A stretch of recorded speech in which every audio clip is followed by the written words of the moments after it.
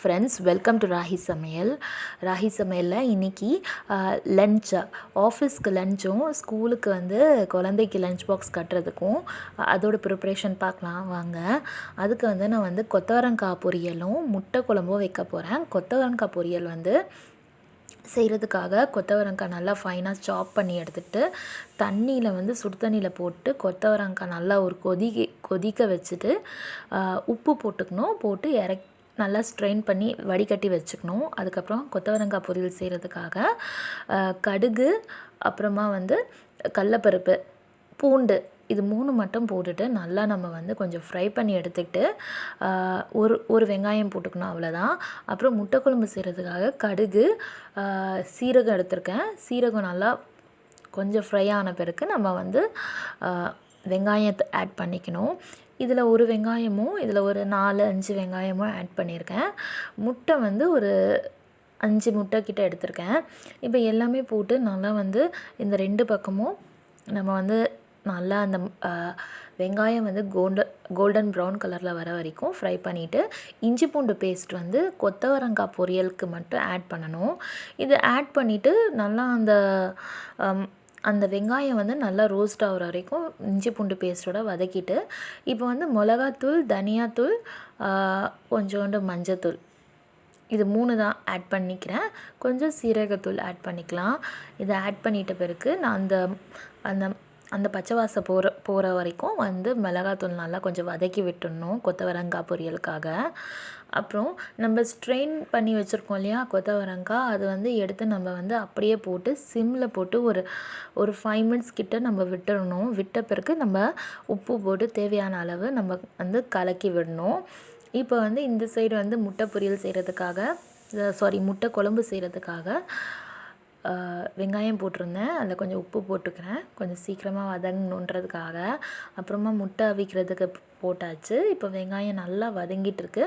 இந்த டைமில் நான் வந்து தக்காளி அரைச்சிட்டு வந்தேன். ஒரு 4 தக்காளி போல் இருக்கும். நல்லா ஃபைனாக வந்து மிக்சியில் வந்து அரைச்சி கொண்டு வந்துட்டேன். அதில் வந்து கொஞ்சோண்டு 2 டீஸ்பூன் 3 டீஸ்பூன் அளவுக்கு வந்து மிளகாத்தூள், 1 டீஸ்பூன் அளவுக்கு சாம்பார் தூள், 1 டீஸ்பூன் அளவுக்கு தனியாத்தூள், அப்புறமா ஒரு அரை டீஸ்பூன் அளவுக்கு மஞ்சத்தூள், இது 4மே போட்டு நம்ம கலக்கிட்டு வெங்காயம் நல்லா ஃப்ரை ஆன பிறகு நம்ம ஆட் பண்ணிக்கணும்.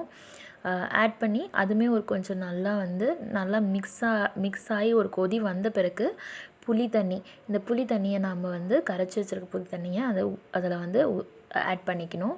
அப்புறம் கருவேப்பிலை, இது எல்லாமே போட்டு நல்லா வந்து கொதிக்க வச்சுட்டு சிம்மில் வச்சிட்டோன்னா முட்டை குழம்புக்கு உண்டான மசாலா நம்மளுக்கு ரெடி ஆகிடும்.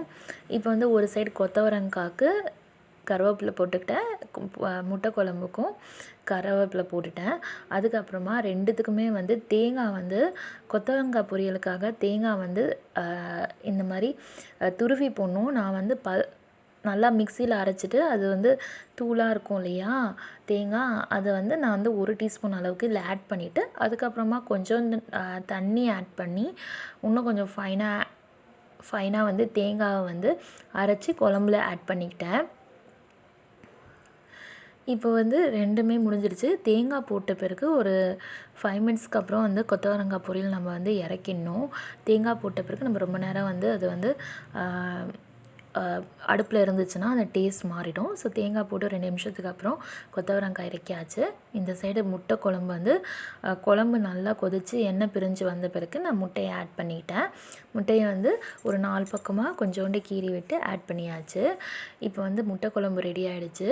இட்லிக்கு வந்து அடுப்பில் வச்சாச்சு. அதுக்கப்புறம் அந்த சாம்பார் செஞ்சுருந்தேன், கடலப்பருப்பு கூட்டு மாதிரி இருந்தேன் இட்லிக்கு, அதுவுமே ரெடி ஆகிடுச்சு.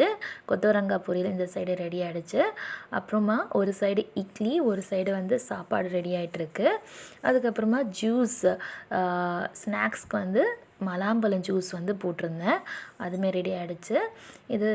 இந்த வீடியோ பிடிச்சிருந்தா லைக் பண்ணுங்கள், ஷேர் பண்ணுங்கள், கமெண்ட் பண்ணுங்கள் friends. Thank you so much for வாட்சிங்.